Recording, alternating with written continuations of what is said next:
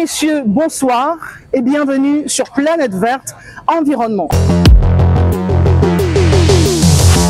À l'allure où va la dégradation de notre environnement, marquée par la quête effrénée des énergies fossiles et la difficulté à recycler les produits issus de ces ressources, la recherche des solutions salvatrices, vertes, durables et préservatrices de notre écosystème reste une préoccupation planétaire. Tous les décideurs du monde sont conscients que la dégradation va grandissante. Toute solution pour limiter les dégâts reste la bienvenue. Je vous invite donc à suivre les travaux du spécialiste Boris Maboufokam. Il est expert en énergie renouvelable, notamment la production du biogaz.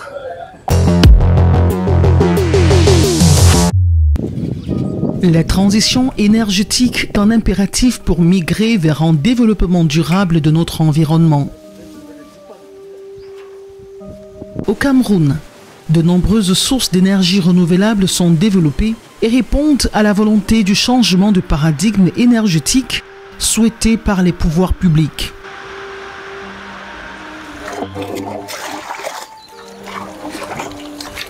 Voilà, c'est libéré. Parmi les personnes qui exercent dans ce secteur au pays, un jeune du terroir marque de son engagement les domaines du biogaz. Boris Maboufokam, promoteur de la Green Power Biotechnologie Sarl, natif de Ha par Banjul, y a fait tout son parcours académique. Je suis né à Banjul. J'ai fréquenté au lycée de Ha. Et à l'université, j'ai fait l'université Photo Victor de Banjul. J'ai obtenu un BTS électrotechnique en 2014 et la licence en 2015 à l'université Photo Victor de Banjul. Option gestion et maintenance des installations énergétiques. Promu à exercer avec son brevet de technicien supérieur BTS dans l'électrotechnique, à la fin de ces 2 années passées à l'université Photo Victor de Banjul, Boris Mabou va faire un changement sur son choix de filière en licence. Cette décision va à jamais marquer son quotidien. Je rappelle que j'ai un BTS en électrotechnique qui n'avait rien à voir avec les énergies renouvelables. Et en licence, nous avons fait gestion et maintenance des installations énergétiques. Et lors du parcours, on nous a un peu parlé des énergies renouvelables. Parce qu'on parlait des gestions des énergies. On nous a un peu parlé des énergies renouvelables. Et ça a commencé à me marquer. L'amour et la passion de Boris Maboufokam à la découverte des énergies renouvelables, notamment le biogaz, va le pousser à travailler gratuitement auprès des aînés pour apprendre du métier. Juste à la fin de mon diplôme, j'ai rencontré un monsieur qui faisait le biogaz. C'était ma première fois de voir le biogaz avec les yeux. Constamment, on nous parlait de ça en classe, mais j'ai rêvé de voir ça personnellement en face. C'est là où, juste à la fin, je rencontre un monsieur qui faisait la formation dans les énergies renouvelables et je l'ai supplié de travailler avec lui pour rien. Et j'ai fait 1 mois de travail avec lui. C'est là où la passion est partie. Voir le biogaz en face, produire le biogaz moi-même à partir des déchets. À partir de rien, obtenir le gaz, tout est parti de là. À ce jour, le diplômé de l'université Photo Victor de Banjul a parcouru du chemin et dirige entre autres sa propre académie avec pour vocation la formation de nombreux jeunes. Élève ingénieur à l'École nationale supérieure des mines et des industries pétrolières de l'université de Marois à Kaélé. Je suis en 5e année de conception.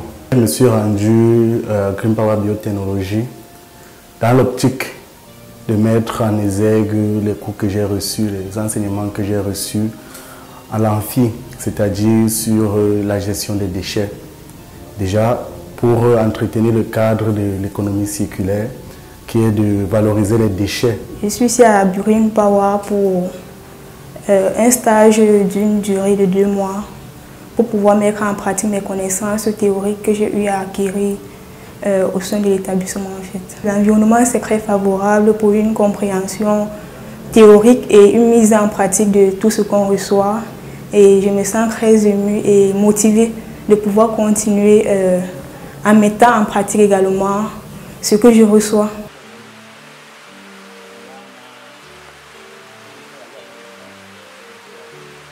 Boris, grâce à sa maîtrise du domaine, a commis plusieurs ouvrages, notamment un spécialisé sur le biogaz, en contextualisant dans cet opus des informations propres aux réalités de l'Afrique. Si je veux parler de ce qui m'a propulsé jusqu'à ce que j'ai écrit ces livres, lorsque j'ai commencé à travailler profondément sur les énergies renouvelables, je me suis rendu compte qu'il y avait des informations que j'avais beaucoup lues dans les livres écrits en Europe.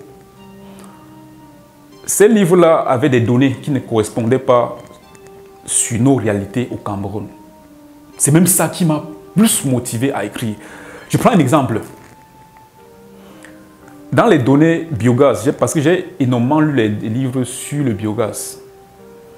Et dans ces livres, on disait par exemple que il faut un temps de rétention de 70 jours, 100 jours pour produire du gaz. Et comme il n'y avait pas une autre école qui pouvait me former, qui pouvait me dire la vérité, je voyais ça. Et retenons là que en Europe, par exemple, il fait plus froid qu'en Afrique. Nous avons une température ici un peu bien stable, contrairement à la température en Europe. Et lorsque j'ai commencé à appliquer sur le terrain, notre premier biodigesteur qu'on a construit était à Tchang, dans la résidence Tamba. À Tchang, vous pouvez chercher ça.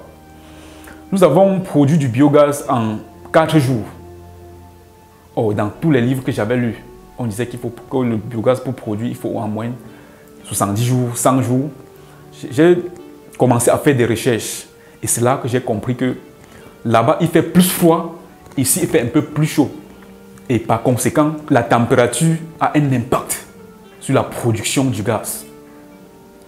Il a fallu que je mette ça dans un document pour que ceux qui viennent après nous ne puissent plus commettre les mêmes erreurs. Il a fallu que j'écrive ça pour l'Afrique, parce qu'en Afrique, il ne fait pas froid comme en Europe. Et ceux qui viennent derrière nous, il ne faut plus qu'ils commettent les mêmes erreurs, parce que moi, c'est ce que je savais. Dans tous les documents. Bon, jusqu'à présent, je n'ai pas encore vu un livre sur le biogaz qu'on a écrit, qu'un Africain a écrit. Je n'ai pas encore lu. Mais tous les livres que j'ai lus, le temps de rétention, le temps de production du biogaz était à plus de 50 jours. Et lorsque j'ai eu ces informations, j'ai compris qu'il était temps de partager ces informations. Il y en a plusieurs. Ça, c'est juste un exemple. Donc, juste le fait de modifier, de donner certaines informations qui correspondent à notre territoire, qui correspondent à notre géographie, c'était ça l'envie. Pour que ceux qui viennent après nous ne commettent plus les mêmes erreurs. Parmi les difficultés rencontrées par Boris au cours de ce parcours tumultueux, la capacité des ménages à reconnaître les avantages du biogaz et de se l'approprier. Le biogaz, à ma connaissance, c'est le gaz produit à partir des déchets de cuisine et autres. Si vraiment j'avais une connaissance de ce que je suis en train de vouloir faire ça. Nous, depuis 2017, nous rencontrons énormément de difficultés.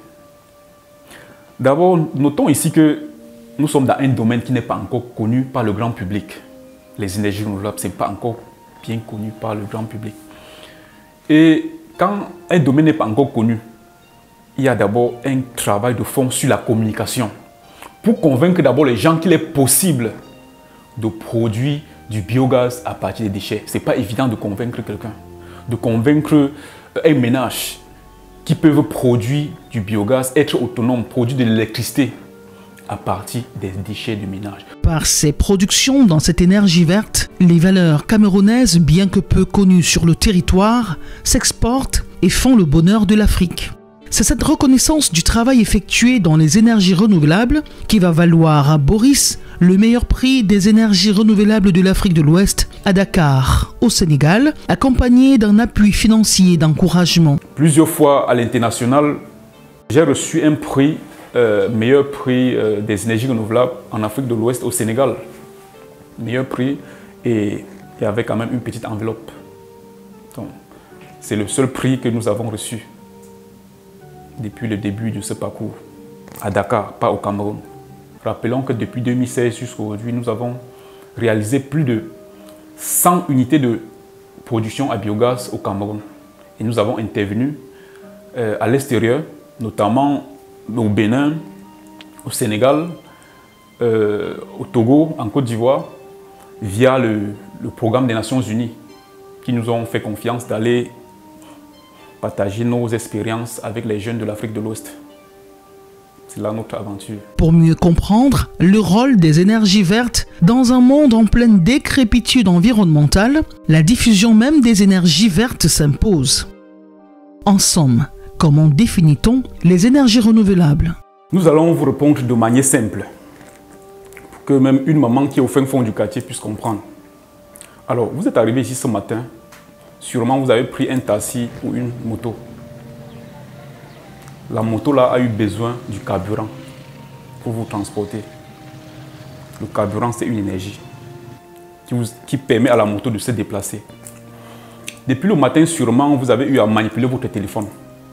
Le téléphone a besoin d'une énergie pour fonctionner. Actuellement, nous sommes en salle, on a besoin de la lumière. La lumière, c'est une énergie. Sans l'énergie, la vie n'est presque impossible sur Terre.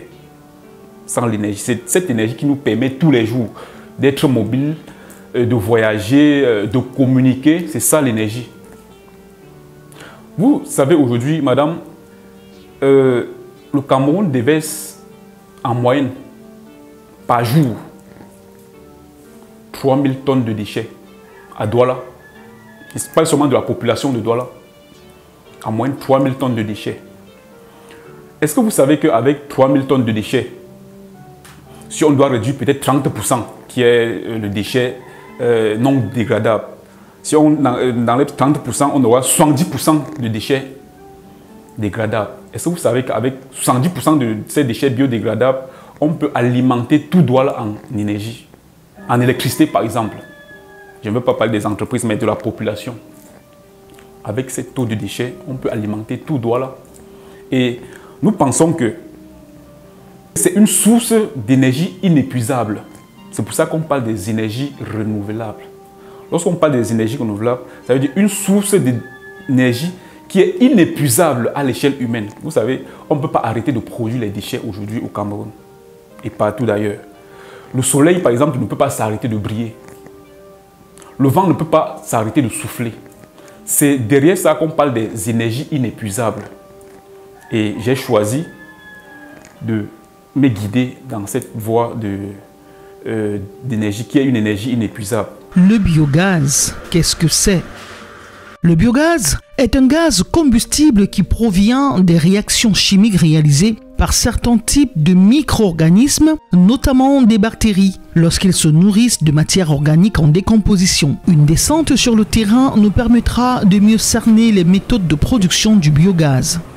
Pour obtenir du biogaz, on doit procéder par des mécanismes sécurisés permettant de ne pas s'exposer ainsi que son environnement aux dangers liés à la décomposition des déchets et la volatilité du gaz produit. Les biodigesteurs sont des matériels nécessaires pour la production du biogaz. On distingue deux types principaux de biodigesteurs. Il existe deux grandes catégories de biodigesteurs. La première catégorie, c'est les biodigesteurs à dôme fixe. Ça veut dire les biodigesteurs qu'on construit de manière durable dans le sol. Et ce type de biodigesteur est fixe, stable, sur une place non déplaçable. Et l'autre catégorie, appelée les biodigesteurs mobiles, qu'on peut déplacer, qu'on peut plier, mettre dans son sac pour voyager, qu'on peut mettre au salon, qu'on peut mettre dans sa cuisine pour utiliser. Et ici, nous allons parler de ce type de biodigesteurs, qui est encore appelé les biodigesteurs portatifs. Alors, la particularité de ce biodigesteur, c'est que pour quelqu'un qui n'a pas assez d'espace, vous pouvez le mettre dans le salon de manière propre, sans odeur, sans encombrement. Vous pouvez l'utiliser dans votre salon, même dans votre chambre pour étudiants. Pour quelqu'un qui est en location, il peut utiliser ça. Parce qu'il y a certainement d'autres personnes qui ont besoin du biogaz, mais qui n'ont pas suffisamment d'espace.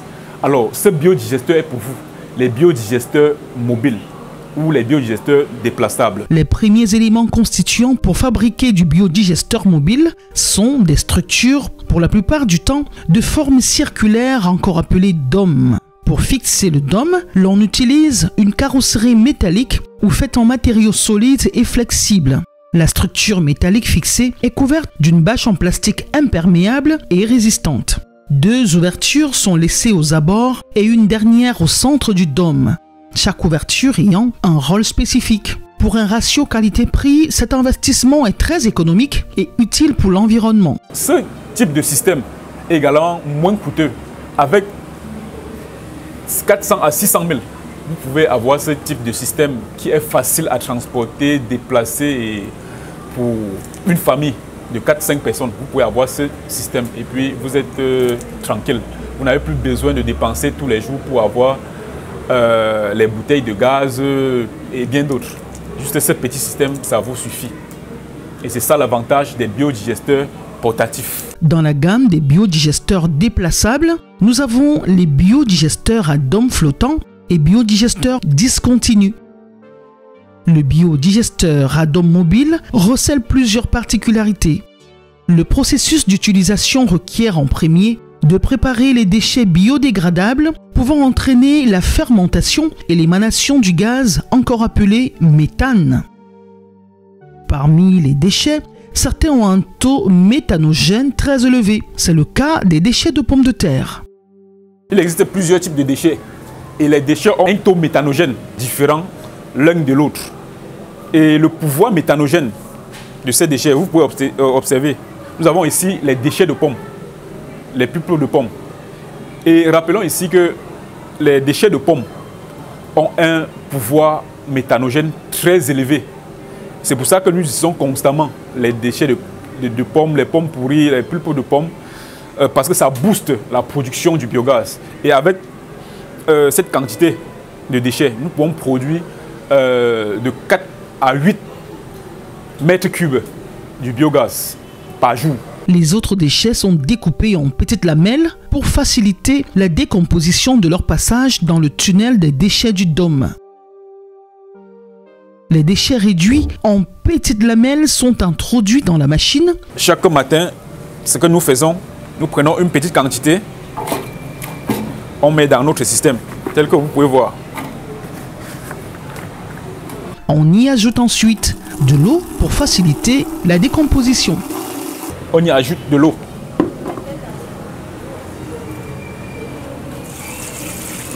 On y ajoute de l'eau. Et on homogénise, on tourne.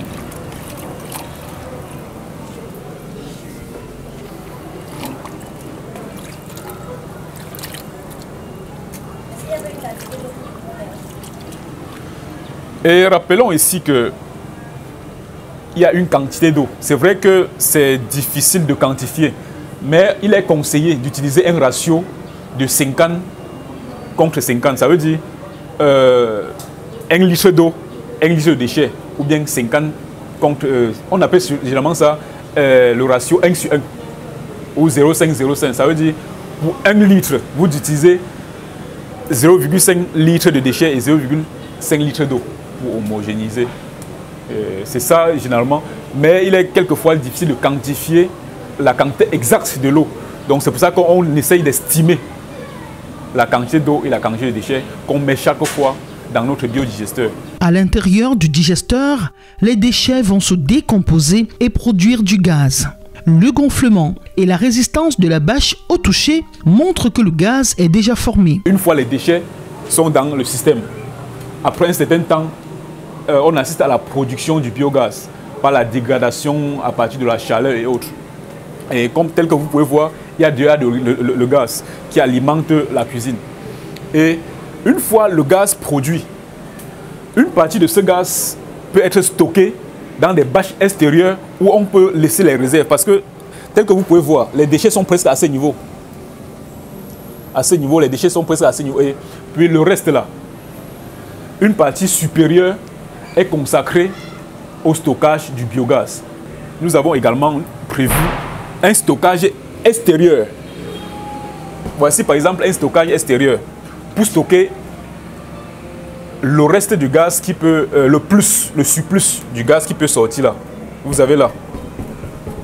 Et avec ça, vous pouvez avoir 2 à 3 heures de cuisson par jour, juste pour ce petit système. Les déchets, après avoir rendu tout le gaz qu'ils contiennent dans le procédé de méthanisation, vont ressortir sous forme d'engrais par le canal prévu à cet effet.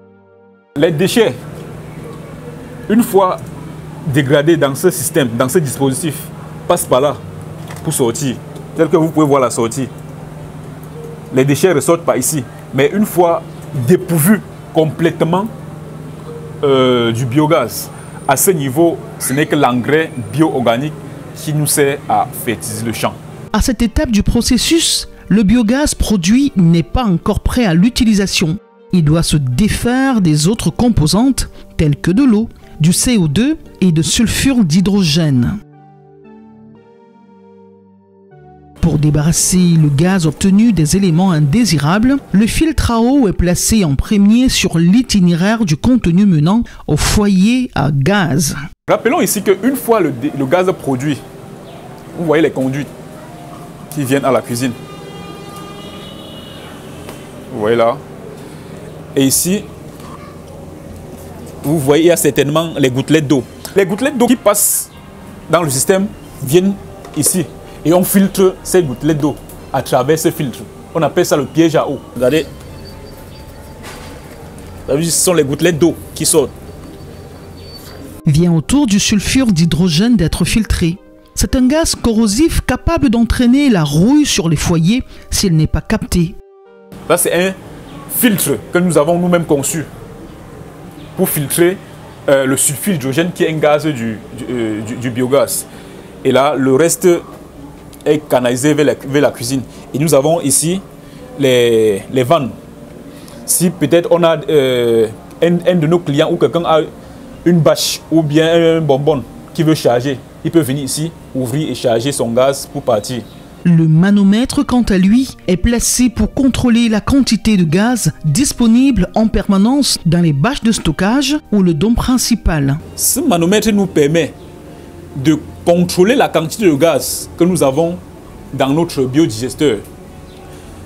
Avec la pression du gaz, l'aiguille va se dévier et à travers cette aiguille, nous allons estimer la quantité du biogaz qui se trouve dans notre biodigesteur pour éviter qu'au moment de la cuisine ou de la cuisson, le gaz puisse tarir ou finir. Pour donner de la puissance au flux du gaz dans les conduits, la présence du suppresseur s'avère indispensable. Le suppresseur, c'est un dispositif qui nous permet d'augmenter la pression ou de transporter le gaz avec pression d'un point X à un point Y en augmentant la pression.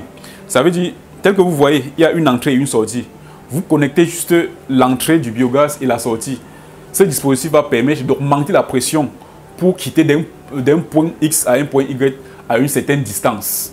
Cette étape terminée, il est à présent temps d'ouvrir le gaz relié au foyer par le conduit et préparer aisément ses repas.